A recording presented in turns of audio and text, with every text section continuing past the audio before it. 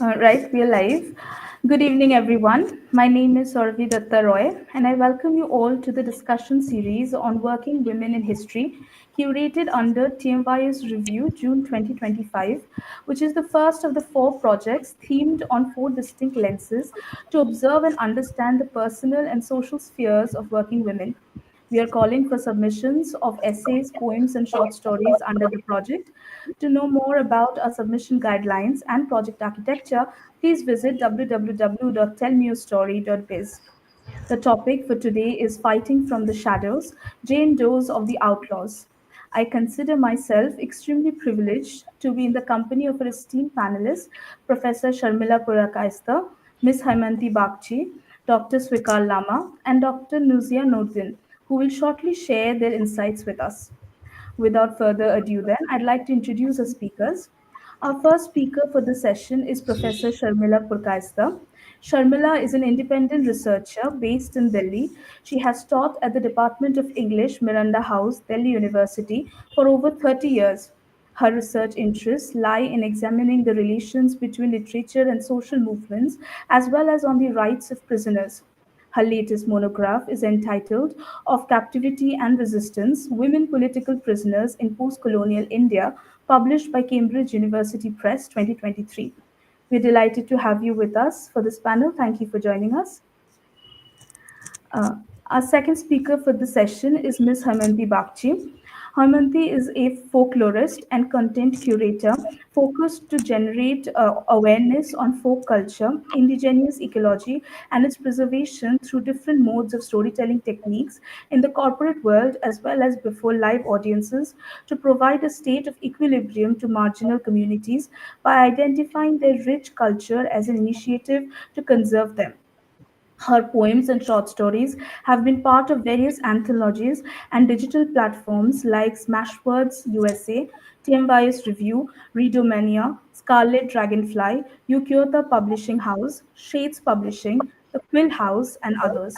Her recent poetry collection, Autumn of Life by Authors Press, has received applause worldwide. She has presented her research papers for international conferences at eminent institutes and universities like IIT Ropar, Pondicherry University, SRM Chennai, Swami Saswatikanda College, Puthota, Kerala, and Ramakrishna Mission, Narendrapur, Kolkata. We're delighted to have you with us. Thank you for joining us. Thank you.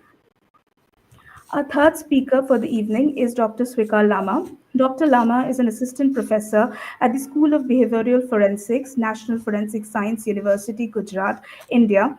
Dr. Lama has done his PhD from IIT Delhi. He has done MSc in criminology from LNJN, National Institute of Criminology and Forensic Science, where he was the university topper and gold medalist. He has been awarded the Fellow of Indian Society of Criminology for the year 2017 for his contribution in criminology. He has qualified the National Eligibility Test and also been awarded the Junior Research Fellowship by University Grants Commission, India in 2007.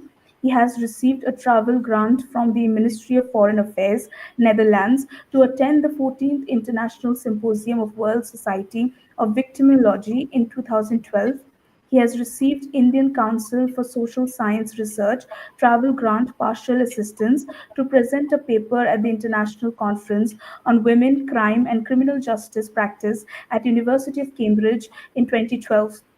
He was working as assistant professor in criminology and police studies at Sardar Patel University of Police, Security and Criminal Justice, Jodhpur from 2014 and served as associate dean there before joining NFSU in 2022. He has worked as junior research officer at International Institute for Non-Aligned Studies, during which he represented the International Institute for Peace at the sixth session UN Human Rights Council at Geneva, 2007-2008.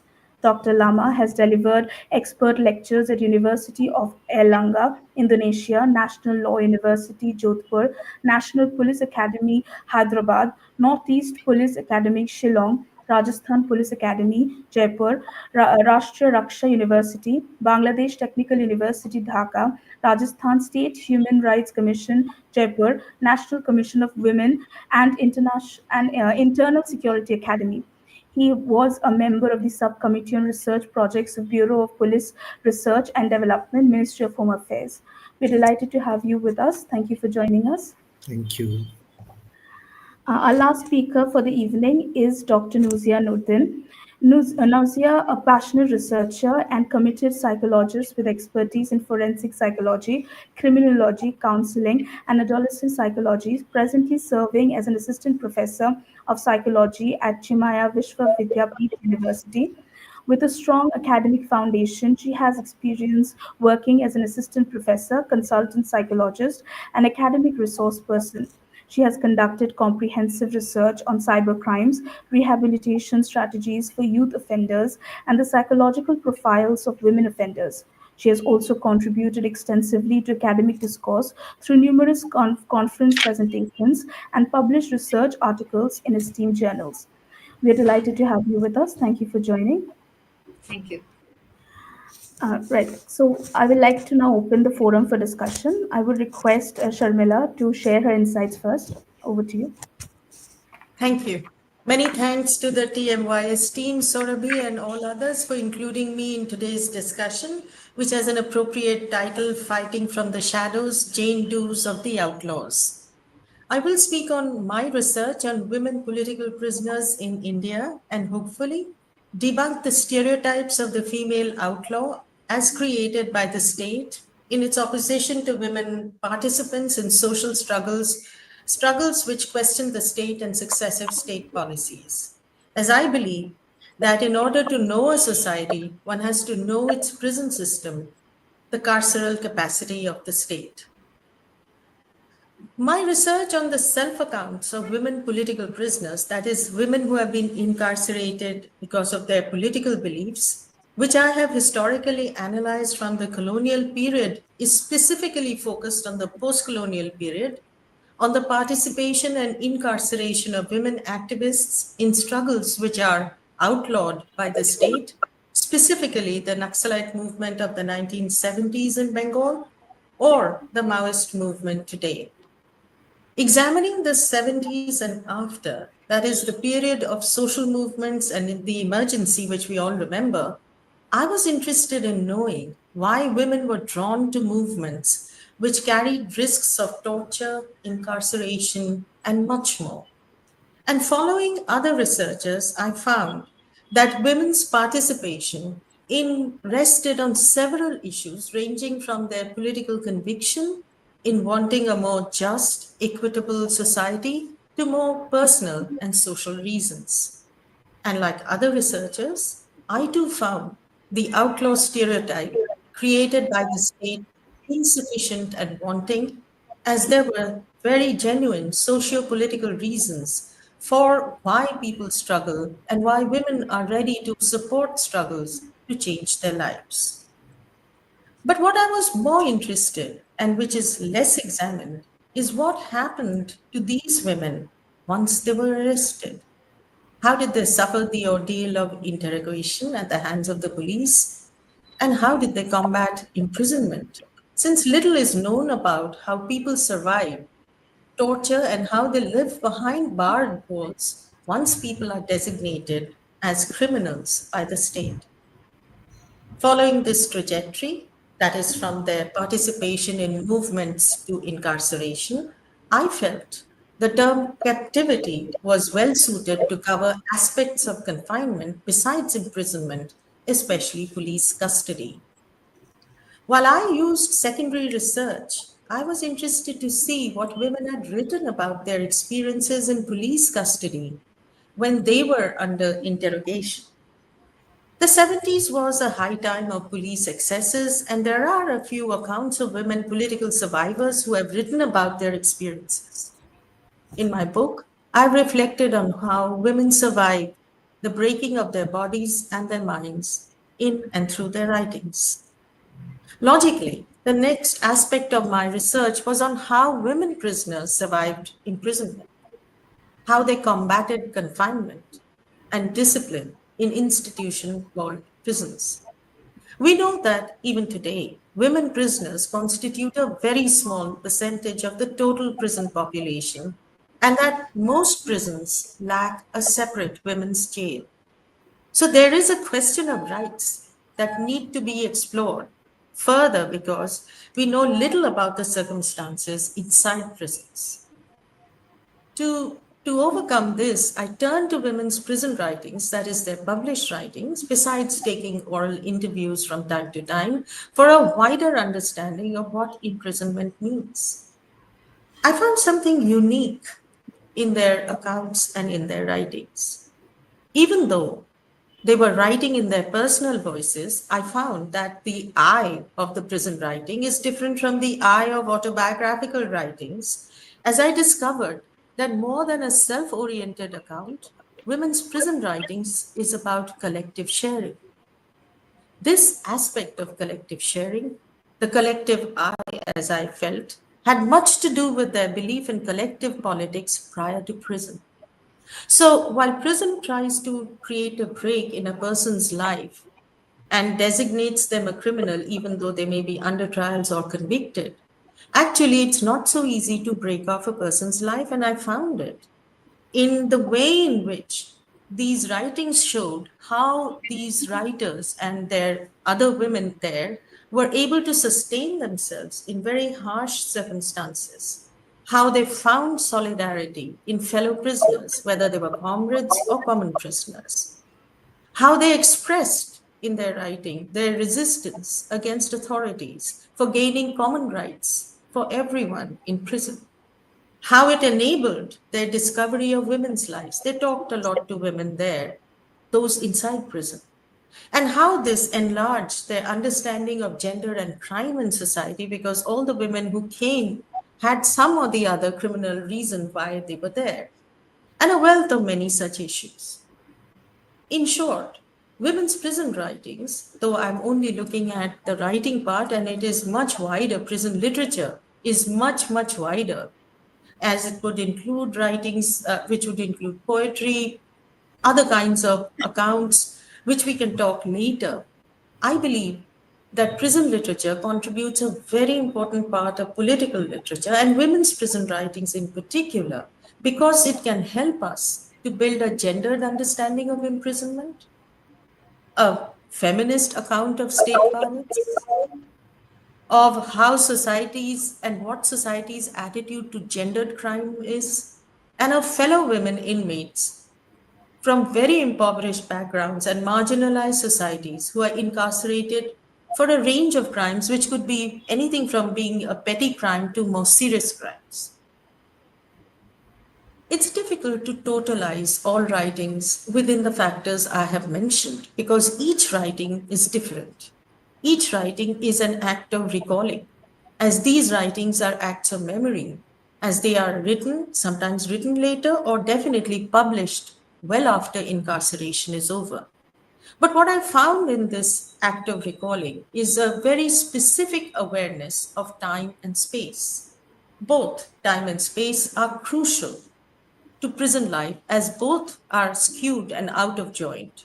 How do you understand time? How do you understand space? Are very different when you are confined, when you are not allowed freedom, when you have to obey rules, and that is your life, and that will be your life for the length of time that you're there.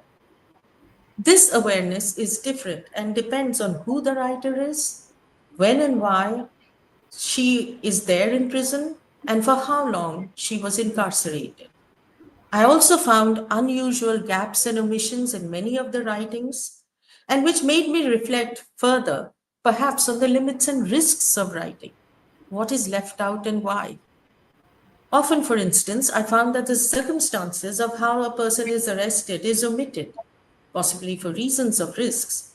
Accounts of sexual torture are understandably attenuated. Or what exactly has the person been doing post prison? Especially the last bit, the post release lives of ex prisoners. How much do we really know? Is rehabilitation really possible? That's one of the goals of prison. Once you go into prison and come out, why did you come out? Were you acquitted? Were you bailed out? Were you given amnesty? Are historical reasons which require much more research. And I think that we need to do much more research in this area to be able to build a fuller understanding. So mine is just a drop in the ocean. So I think I would like to stop here for the time being and address questions if and when later. Thank you. Right, thank you. Moving on then, Haimanti, over to you. Please share your insights with us. Thank you so much. And I'm really excited, to be one of the panelists who is speaking on this topic. And my fellow panelists, thank you so much. Um, and the word Jane Doe's, that is a very interesting term to me, and it often symbolizes anonymity. But in the context of women in outlaw movements, it also embodies a collective strength that transcends individual identities. Um, like Sharmila already, has spoken about it, about the collective identities of, especially she spoke about the prisoners who are women. So, these women, I would be speaking about women in general, and how does folklore and how does these identities of women, their historical records or their public consciousness have played critical roles in resisting oppression and shaping the course of, say, socio-political struggles. So, especially in India, women in outlaw movements, whether part of tribal insurgencies, environmental struggles, or any sort of guerrilla warfare, have often drawn strength from a shared heritage and folklore. Maybe I'll go into the topic deeper. Women, often regarded as primary custodians of folklore, they have been using these folklore like songs, mythology, history, local legends, which they reinterpret. There are stories of female defiance, whether rooted in history or mythology, and to address different modern forms of exploitation, such as displacement, environmental degradation, even patriarchal oppression. These women have put up themselves their own narratives around these, the cultural background to it. So by doing so, folklore not only bridges the past and the present, but also sort of provides a moral and emotional framework for women participating in outlaw movements and even the grassroots uprisings. So through folklore, these women find a powerful tool to articulate their defiance and foster solidarity. Stories of legendary female warriors, goddesses, tribal leaders are reinterpreted to reflect these realities and inspire modern day acts of rebellion. So, whether it's Dongria Kond women of Orissa protecting their sacred Niyamgiri hills, or Gond women of Chhattisgarh standing against the displacement, or Santhal women invoking the memory of Hul rebellion in their fight against displacement, these narratives remain central to the ethos of resistance, I believe. These women have adapted traditional tales of resilience to address the contemporary injustices. And I feel that's how folklore serves as a very powerful cultural reservoir in shaping collective memory and identities, particularly when speaking about marginalized communities.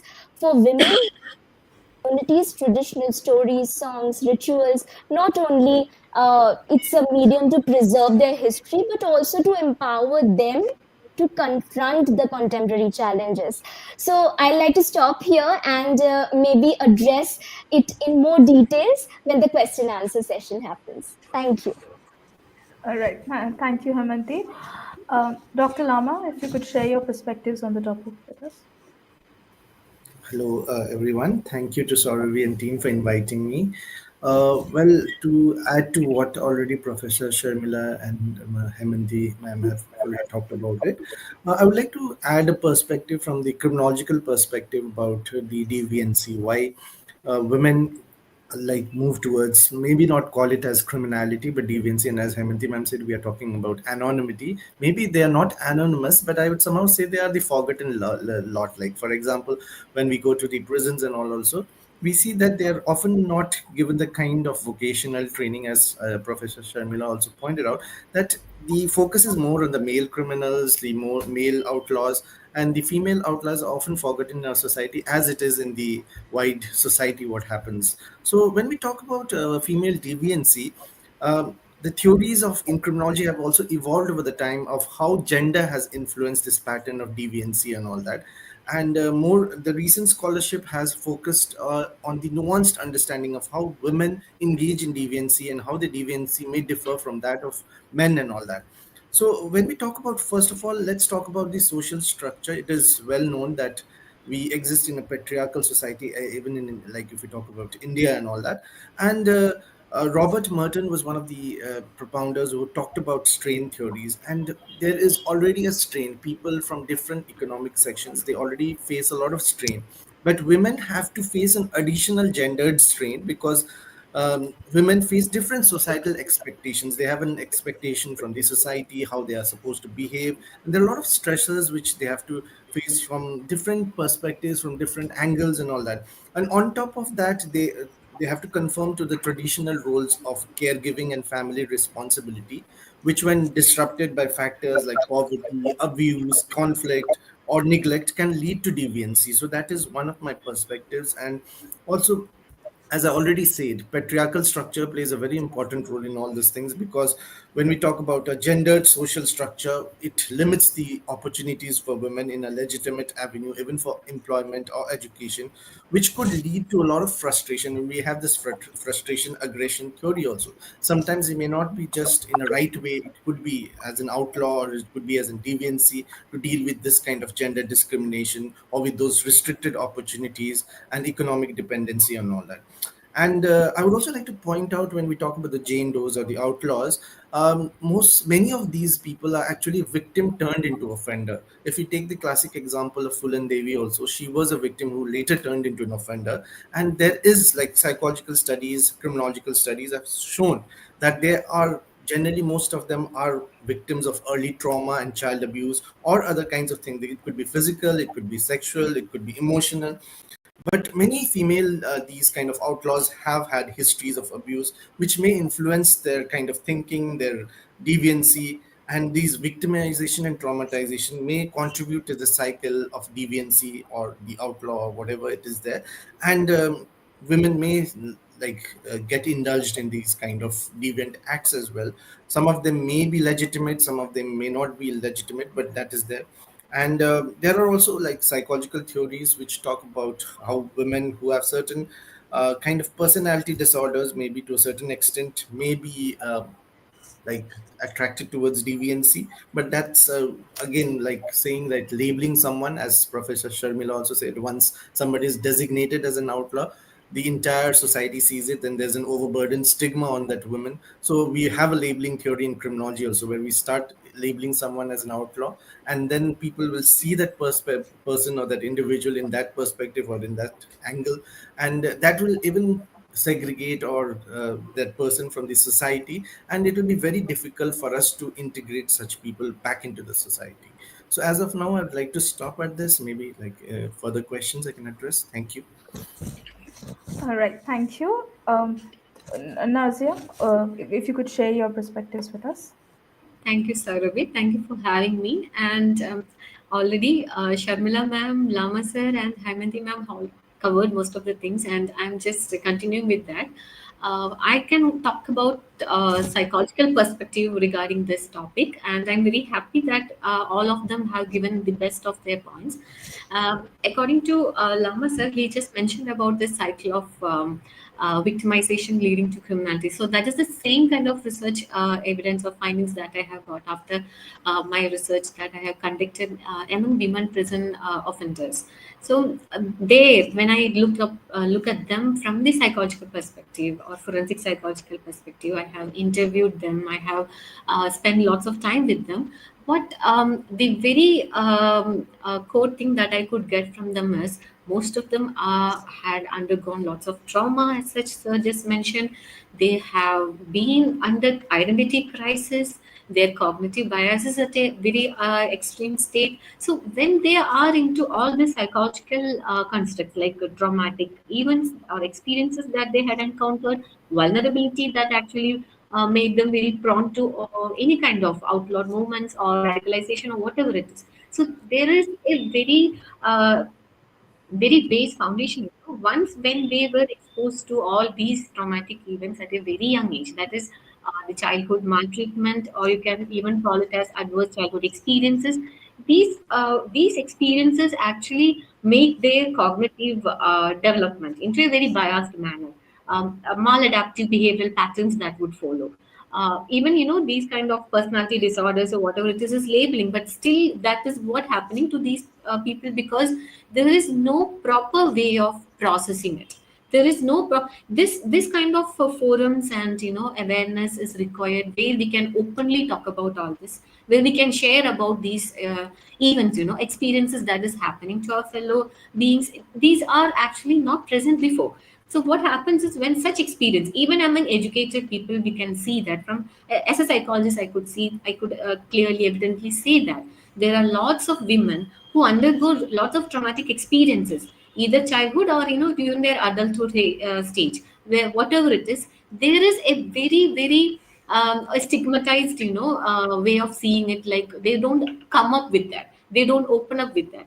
Sometimes when it is encountered at a very young age, you don't know what is happening to you at that age, okay, but once you go into an adult stage, there you have a chance or choice to open up with all emotional backup or burden that you have encountered. So when it happens at a very young age, what happens is, you have a cognitive pattern where it is biased, or it is formed in a way, you started to view people, groups, or community at a large in a very distorted manner. Your cognition is skewed in a manner where everybody would be a threat for you. There is no kind of belongingness that you would feel.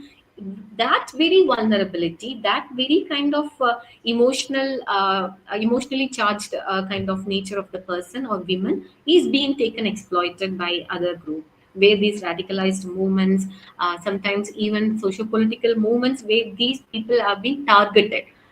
There are some instances where their socio-cultural aspects, psychological as well, aspects leads them to take a step where they don't have any choice. Their tolerance level has been met with. So when there is no professional help, when there is no external sources where they could validate their emotions, where they could feel, their identity, that crisis, that they could address all these issues, these will happen again and again. So as psychologists, or people who can actually help these people, we should focus on addressing their issues at a very preliminary manner, because we have to address from their emotions, their cognitions. We have to be open about what they have to talk to us, instead of we are instilling them with, okay, these are your problems, or these are already we are judgmental about all that.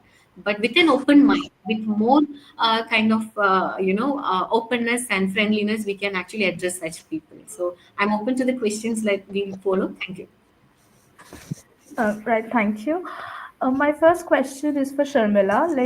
Women political prisoners often face unique challenges that may differ from their male counterparts, from gendered forms of repression to societal stigmas. Your book of Captivity Resistance talks about it to a certain extent. So, how would you say that these experiences shape their contributions to resistance movements and redefine their roles within such struggle? Well, that's a big question and a large one. I will only try and answer it in the way in which I can, and I'll leave it a little open-ended also because I'm not sure that I'll be able to answer it fully. In 2017, when 50 years were completed of the Naxalite movement, there was there were many kind of events that happened to commemorate 50 years of Naxalbari. And because Bengal was quite the center of the movement, there was an outpouring of accounts, discussions, so on and so forth. I remember in particular an account by one of the person who went to prison because I followed her. But I'm not sure whether how much her experience in prison necessarily brought this, but I do think it had a bearing. But that maybe we can discuss later.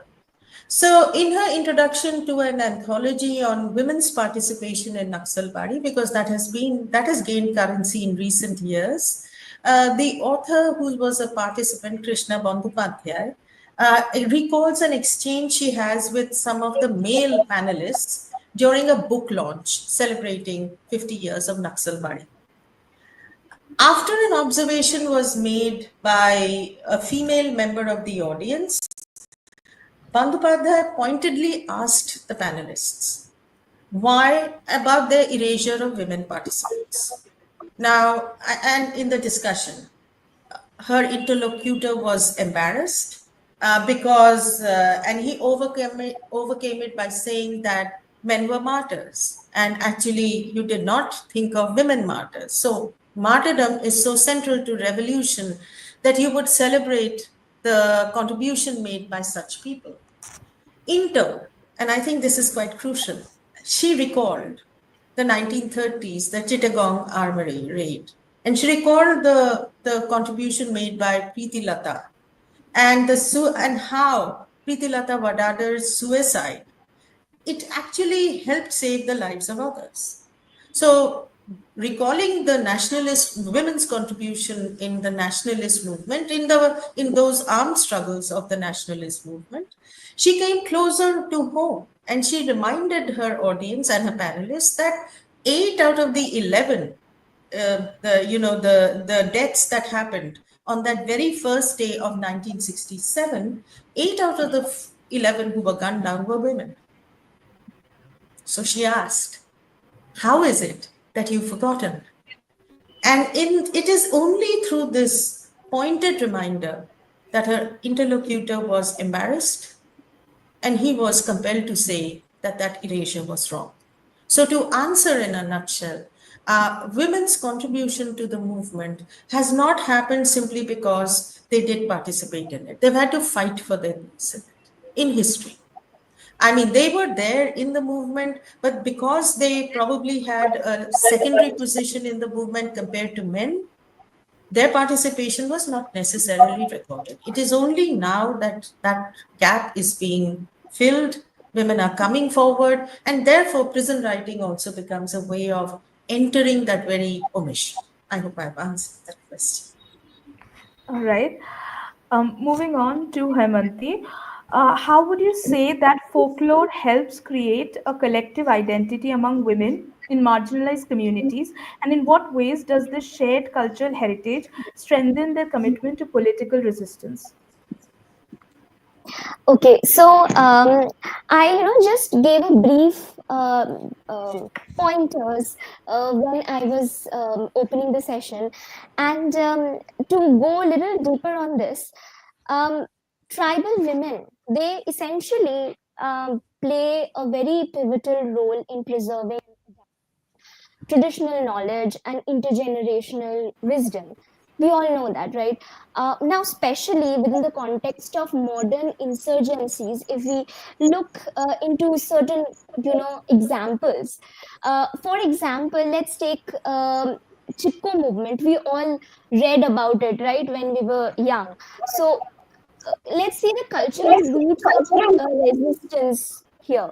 So the Chipko movement started in 1970s, we all know, in Uttarakhand, and it saw women, primarily tribal and rural, embracing the traditional environmental wisdom to oppose deforestation.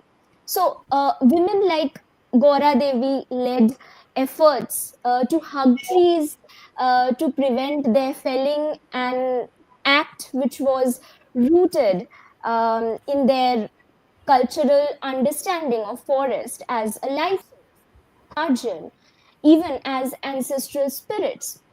So, if we see into the modern adaptation of it, we can understand that these women adapted Gandhian methods of non-violent protest to bring the global attention to their cause, which was essentially rooted in their cultural, or you can say that they were rooted in their environment and their ecological knowledge to sustain their livelihood. Now, another example, if we see, we can understand it a little better. Kalinga Nagar or Niyamgiri, we see here that in struggles against industrial projects like mining, which happened in Niyamgiri Hills, Dongriya Kond women have played a very important role. They use their traditional knowledge of sacred groves to highlight the spiritual and ecological significance of the land. And if we see the adaptation of the modern adaptation of it, we can understand that these women basically adapted their traditional beliefs to modern advocacy by engaging with the judiciary and the activists to basically leverage the laws like Forest Rights Act while still maintaining the spiritual and cultural grounding of their resistance. Another example which I can bring about here is the tribal women of Jharkhand, the movement which happened. So, during the movement of Jharkhand's statehood, tribal women actively participated by invoking traditional practices related to land, water, forest conservation, their cultural basis for their demand. So again, we'll see here that women from Santal, Munda community, Orao communities transitioned from traditional leadership to political advocacy, blending indigenous governance practices with modern political structures. Also, if we see Bastar's Gond women, so Gond women have been central to resisting forest exploitation in Bastar, Chhattisgarh. Their deep knowledge of forest, their ecosystem has been instrumental in organizing protests against logging of trees and industrial projects. So there also we see a combination of traditional resource sharing practices with modern collective action strategies, collaborating with the NGOs and digital media to amplify their voices. Um, Similarly, we can also see Khasi women. So the Khasi women in Meghalaya have preserved their matrilineal customs, which empower them to control the land and resources. This during disputes over resource extraction, they leverage these traditional roles to assert their authority and resist exploitation. Also, here exploitation is not only about the nature; it's also the patriarchal political exploitation. So, women's groups have started engaging with regional and national policies, bringing the traditional perspectives into the modern governance and environmental advocacy, and that's how they have, dealt with it in the contemporary perspective. Thank you. Right. Dr. Lama, from a criminological perspective, what psychological factors would you say contribute to women's involvement in outlawed movements, and how does such motivations perhaps differ from those of their male counterparts? Well, In my opinion, the involvement of women in like outlawed movements, whether it be political, criminal, or militant, can be influenced by a variety of psychological factors. Like these factors are often deeply interrelated, as we already mentioned. Dr. Nouzia also talked about it, and I also talked about it in a gist that they could be offenders, victim turned into offenders. And well, as I said, I feel the patriarchal society has a lot to do with it, because the sense of empowerment comes when they break from these shackles of gendered structure, society, and all that. And there's always this, what do you call, as Professor Sharmila also said, when they are attached to a particular ideological investment or an emotional investment, like as Mrs. Haimanti also talked about it, that how in the Chipko movement, and all, they were attached to that particular nature, and they were like they had some attachment towards it. So the psychological, in some cases, it could be a factor of revenge and retribution also, as I gave in the case of Fulan Devi and all that. And then there's always this social isolation where women who feel isolated, they want to be a part of a kind of a structured kind of a movement or structured kind of a thing, where they are talking about, they are getting in touch with people uh, who have the same kind of thinking, who are working towards the same objective. So that is there. And as we can see, it could be towards a good thing as well, and sometimes they might get radicalized as well, because often the kind of motivation may come from the family itself, or sometimes they are a part of the movement because their family members have been already involved in it. So this personal agency, and when some of them may be kind of rebellious, they want to reject the gender norms and move towards a kind of an outlawed movement.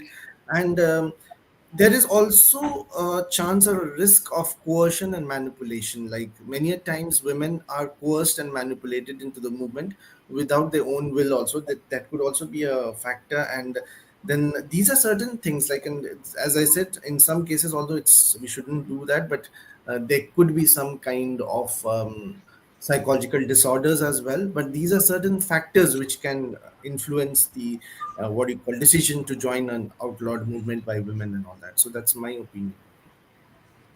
Right, thank you. Nausea, in your work on forensic psychology, how do psychological trauma and adverse childhood experiences influence women's paths to radicalization or involvement in outlawed movements? And what role does trauma informed care play in their rehabilitation? Okay, this question, as I just started in the introduction, yes, this kind of adverse childhood experiences and traumatic experiences play a very important role in a person's choice of getting involved in various extremist groups or radical ideologies. So, when you look at trauma, psychological trauma, that is an emotional response that a person will have when that person undergoes, expensive or very extremely stressful event. It can be the death of a person, or loss of dear ones in by accidents, natural disaster, or being in any war zone. And adverse childhood experiences would be again a potential traumatic experience that children undergo between the age group of 0 to 17 years old. So here also, the like Dr. Lama has already told, like it can be abuse or neglect, or any kind of familial conflict, alcohol abuse, or dysfunctionality in the family, whatever kind of adverse effects that the child has to encounter at a very young age, that would actually result in these traumatic experiences in the person. So these traumatic experiences I just mentioned, earlier, like how it forms their emotionality. They become emotionally dysregulated. Their emotions are charged up, and our system is in such a way, when we have some kind of traumatic experience, we would develop, usually post-traumatic stress disorder, like in an event, very highly stressful event. Our one of the kind of coping mechanism would be flight, or fight, or fawn, or we will even freeze. So these are the kind of coping mechanism that we will have. So in case of fight, it can either be, it can be very kind of aggressive and retaliating kind of methodology that you can adopt because of the traumatic experiences that you had at a very young age. So what happens is, when you have this emotionally vulnerable situation, you are emotionally dysregulated, you would be an explorer. That means you will explode in a way, in a very aggressive way or in a violent way. So there would be no person or anybody to accept you, as you know, a sense of belonging is absent there. So no, there is no validation that you are getting for your kind of emotional experience. Then your cognition would be affected. That would become distorted. Your views become very much impulsive. Like you act out in situations where you just have to be, think rationally and then come out with a rational choice. Theories like in criminology, we come up with all this. So what happens is, here their emotionality is affected, their cognition is affected. So here comes the role of trauma informed care, where they are able to get an environment that is very safe, healthy, where they feel empowered. Their experiences and emotional trauma, whatever they have undergone, that is validated. So here they get a chance or a podium where they can come up with, a very healthy manner of addressing their past experiences or trauma that they have undergone. So here what happens is, in order to create that environment, there should be professionals, or help those people who can actually provide such kind of services. So here what happens is, the trauma informed care has lots of components like safety, trustworthiness, humility, collaboration, choice, and all. So these, each component is very important, but how you are providing that and how the person is seeking it, that's also very important. So they would build a very emotionally regulated environment where the person, this can be possible with the help of psychological therapies like cognitive behavior therapy, even EMDR, eye movement desensitization and reprocessing, which targets at the unresolved traumas where the emotional impact would be reduced. So these therapeutic interventions would help them to process their traumatic experiences in a way that they can make choices, and that too, having their own self-worth, self-esteem, their identity, their core identity is being realized from the kind of whatever radicalized movements or they've been part of. So trauma informed care actually would help them to reintegrate into the community in a way they can come up with more kind of best to serve, themselves, best version of themselves. Right. Thank you. Sharmila, the stories of women in outlawed movements are frequently marginalized or misinterpreted in mainstream narratives. You also talked about erasure. So, what I would like to know is what role does documenting and amplifying their voices play in challenging historical erasure, and how does it transform our understanding of resistance? Yeah, it's actually very interesting the question you posed, Sourabhi, because we tend to take the term resistance to be neutral of any meanings. But as we notice, social movements have mostly been led by men for obvious reasons. Resistance has also been defined by them. So it's not that you have to create a separate category called female resistance. I don't know if that is necessary or not, but you need to enlarge the term resistance. And for that, when you study, as I did, how women combated or coped with in prison, I found that it was absolutely necessary to not only reinterpret the word resistance, but maybe even the term political, because the word political has a certain kind of meaning which means outward, you take part in some public actions, but it needs to be extended further when you're looking at the gender dimension, as it were. So briefly talking about what I did discover and talking about the 70s in particular, I was struck by some of the accounts that women had to offer. And because there were a large number of them, about 20 or so at a given point in time, which was very high, in a common ward, mostly because they struggled and got that chance to be together, what did they do with their time? As I said, time and space in prison is very different from any other ordinary confinement, because prison is not a hospital. You're not there to just take care of your health. You're there because you've done wrong. You're there, you're being punished. So that punishment factor doesn't go away. So How did they spend their time, which can then somewhere answer the question you asked about broaden the understanding of resistance, and which is why we need to go back to these accounts. I found that these women they actually created a commune, and as a commune they shared all their activities.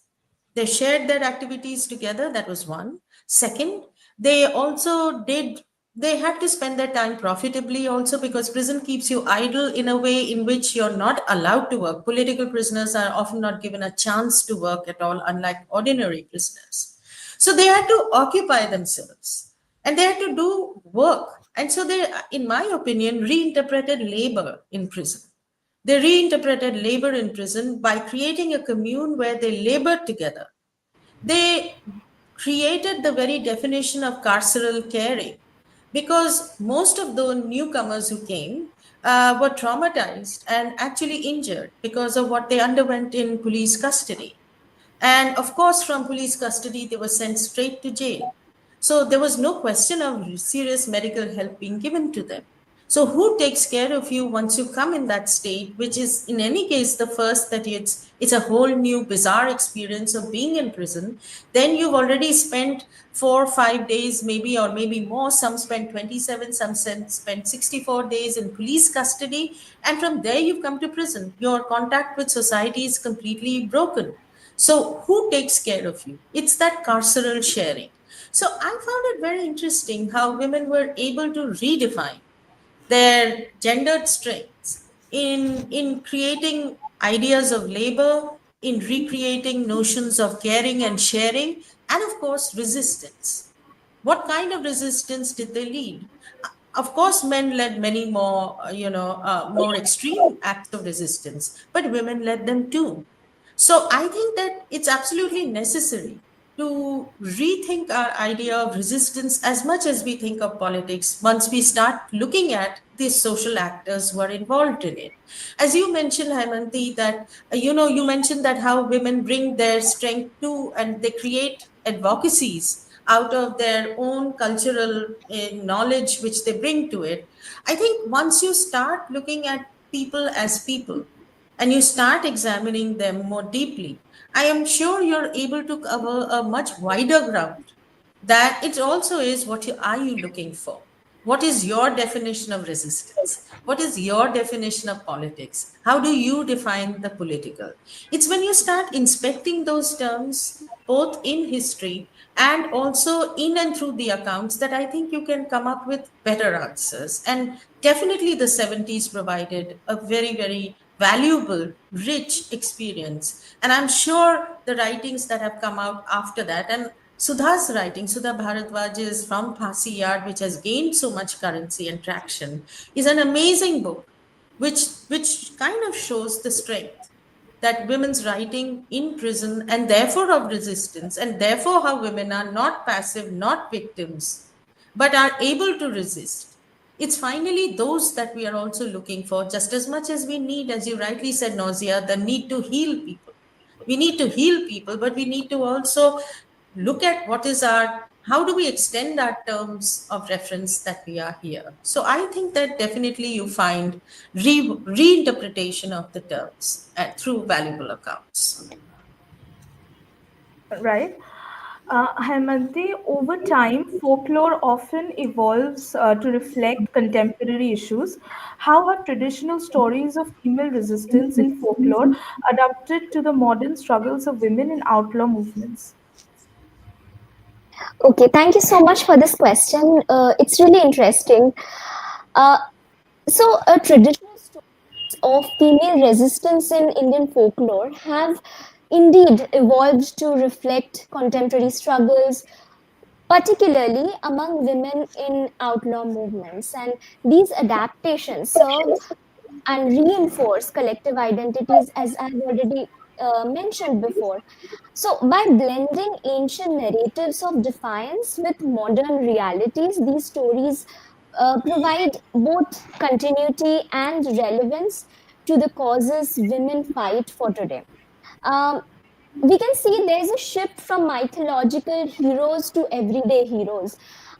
So modern adaptations often emphasize ordinary women as heroes, drawing parallels between legendary female warriors, goddesses, and contemporary women resisting exploitation and injustice. So, for example, the stories of Rani Durgavati, the Gond queen who resisted Mughal forces, are retold in the region like Chhattisgarh and Madhya Pradesh to inspire women participating in the resistance movements. Um, some more examples, if we look at, like Santhal folklore in Jharkhand and West Bengal, there are stories of Santhal women like Fulo and Jhano who fought against British forces during the Hul rebellion of 1855-56. So they are reimagined in context of modern struggles against mining companies and displacement. So women in these movements identify with these historical figures, using their stories as framework for defiance. Also, if we see the story of Birsa Munda and Adivasi movements, we'll see the same things. Just that he is a male counterpart. Also, Chechu tribe in Telangana and Andhra Pradesh, folklore among the Chechu tribe traditionally centered around forest life and hunting, and that has evolved into including narratives of women resisting displacement caused by dam construction and wildlife sanctuaries, which excluded them from their own territories. So these stories of brave Chechu women facing wild animals have been adapted to symbolize their confrontation with the modern threats like land acquisition. If we see also, in Manipur, the legendary stories of women warriors, such as those from the Meitei communities, are retold to draw parallels with the contemporary figures like Iram Shah protested against the armed forces. And these stories basically blend historical resistance with the modern themes of human rights and justice. And that's how, they inspire women in both outlaw and non-violent um, struggles.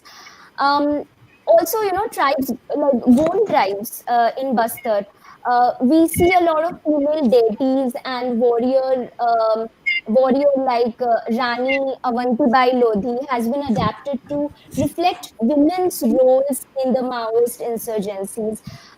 So modern songs and dances incorporate these sort of themes, using folklore as both a cultural anchor and also a call to action. So this is, for sure that Indian folklore has proven to be dynamic and evolving force modern context while keeping its cultural essence in place. For women, especially in outlaw movements, we see that these stories provide a powerful framework for asserting their own agency, connection to their historical struggles with contemporary resistances, and uniting their communities against shared, you can say, adversaries. So, by adapting folklore to meet the modern needs, marginalized women ensure that these voices and causes remain relevant and impactful in this manner. Thank you. All right. Dr. Lama, based on your extensive experience in criminology and forensic sciences, what policy measures would you recommend to support the rehabilitation and reintegration of women who have been involved in insurgent activities? That's an interesting question, Sourabhi. Well, supporting the rehabilitation and reintegration of women who have been involved in insurgent activities, it requires a nuanced or multifaceted approach that addresses both their individual needs as well as broader social dynamics. Because these women often face challenges including trauma, social stigmatization, loss of familial ties, and limited access to education and employment opportunities. So, policy measures to support the rehabilitation and reintegration should be very holistic. It should include all perspectives, like, for example, Dr. Nouzia has already talked about giving them support, psychosocial support, and trauma counseling, establishing trauma informed rehabilitation programs for especially those who have victims turned into offenders, and trauma informed health services. Also, we are supposed to provide that. And then also, education is a tool which can give empowerment. So, we have to talk about access to education and vocational training which can actually bring about skills in those women and all that. And also alternative education models for women who have not completed the education, so we could have night schools or night colleges or maybe online education and all that to give them further education. Then we can talk about economic empowerment. Apart from vocational training, we should also give them a way or a pathway for income generation and livelihood support, so that they have marketable skills and they can sell certain things. We can also have job placement programs as well. And another thing which is very important for the rehabilitation is social reintegration. Unless until the society does not accept them back into the society, the rehabilitation will not be successful. For that, we'll have to create public awareness campaigns amongst people. Also, we have to make them, the family and the community, that yes, they are coming back, so we should accept them with open arms. Then there is a concept in criminology also and the criminal justice system, that we have a restorative justice program. So when we are talking about reformation and rehabilitation and reintegration, this is where we talk about the harm, where we talk about the harm of the victim, as well as it could be the harm or other things which have been suffered by the offender. So there is an interaction between the victim and offender. So there could be victims because of the resistance movements or because of the insurgency. So we make them face to face with each other, and they get to know what is the other part of the story as well. And then obviously we have to give them legal support, human rights support, where we give them access to legal assistance. Gender sensitive amnesty should also be there. Sometimes we need to give them amnesty when the woman is a mother of children and all that and all that. And then we need to have certain psychosocial and what you call gender sensitive reintegration with families and all. The families also need to understand that we need to make this person bring back into the normal lives and all that. One thing which is very important for reintegration is that there could be retribution from the insurgent groups. So the protection from retribution and violence needs to be provided by the government and other agencies. And there should be constant monitoring and evaluation about how the person is um, accepting the rehabilitation or the reintegration into the society and all that. And also there should be collaboration with other NGOs and other organizations as well. And well, the rehabilitation or reintegration of women is easier said than done, but it can be done if there is a like sincere effort from all the stakeholders, and that can be done. So this is my opinion regarding the rehabilitation and integration. Thank you. Right. Lastly, Nausea, how would you say sharing personal narratives and life stories play a role in the healing process for women who have been involved in radical movements? And what role do these stories have in breaking cycles of violence and resistance? Okay. First of all, narrative analysis or storytelling is one of the best ways. Thank you, Sourabhi, for a wonderful question. Okay. Such narrative of experience of one person involved in some kind of radical movement or any kind of extremist group, whatever it is, they they actually came out of that kind of group and then started to talk about it. Okay, in the beginning itself I told we need podium and forums to talk about our experiences. So once they identified themselves as part of that group and now they are able to come out of that and then talk about all the experiences that they had underwent from the beginning. So these storytelling experiences, that actually reclaim the ownership of their lives. They try to have advocacy of their self.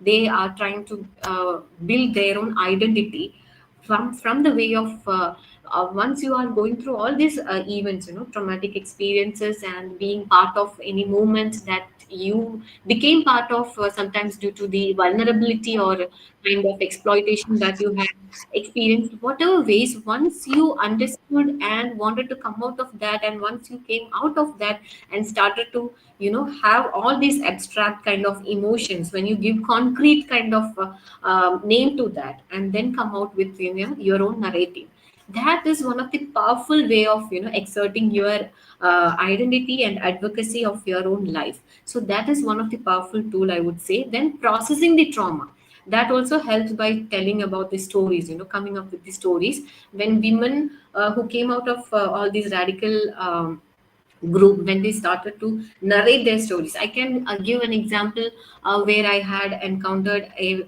women offender. I really don't want to call them that way, but still, that that woman, or inmate, she shared her story in a way like, she was resistant in the beginning, like just Sharmila ma'am have told, there is a resistance. So I don't want to break that resistance. There would be resistance because I'm someone coming from outside, enjoying the freedom or independence, whatever it is. She's in the prison behind the bars. Why should she open up to me? So that kind of resistance was there in the beginning, and I didn't force her for anything. After 3 days, 4 days, and 1 week, that look, she was looking at me in a very rude way. Okay, she didn't want. She was like, "I will not open up to you that way." I didn't force also, but after few days and a week, when she started to see that people are there to talk and they're coming to me and I'm attending to them, the same. That's why I was fascinated by your TMYS, like tell me your story, because that's what the same thing I did there. Tell your story. The same thing I found very interesting is I did the same thing over there also. Tell me your story. So there was resistance in the beginning, and I didn't break that. I just asked them to take your time, be patient. I'm not the person to spy upon you or something. I just wanted to help you, but take your time, no problem. Then after few days and weeks, I could see that resistance being breaking, and then they started to come up with their life history, the whole events that they have undergone. Again, I was only able to be empathetic and listen to them, and I don't know whether the way of expressing their kind of emotions and narrating the whole story would give them any kind of healing, but it would be a first step towards that. I could only say that it would be one big step that you could put forward for that kind of healing process and processing your all kinds of trauma that the person has undergone. So she actually murdered her own partner because of the traumatic events that she had undergone before having the partner and after having the partner, and the tolerance level crossed and she just got it out of her hands. And that made her to commit something like that.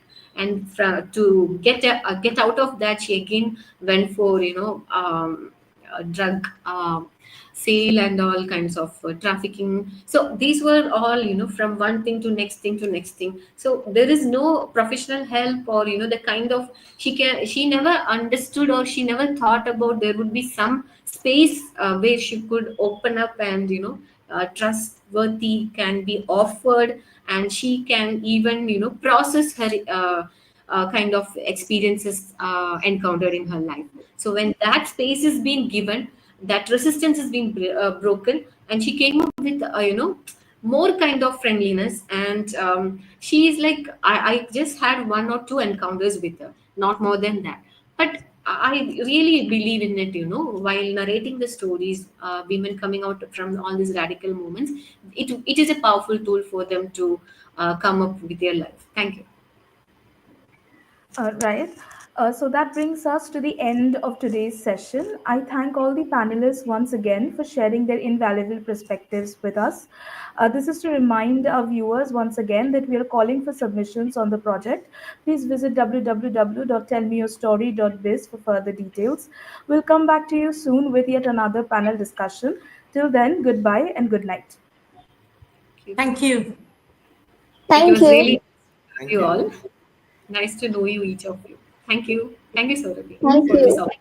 You're welcome.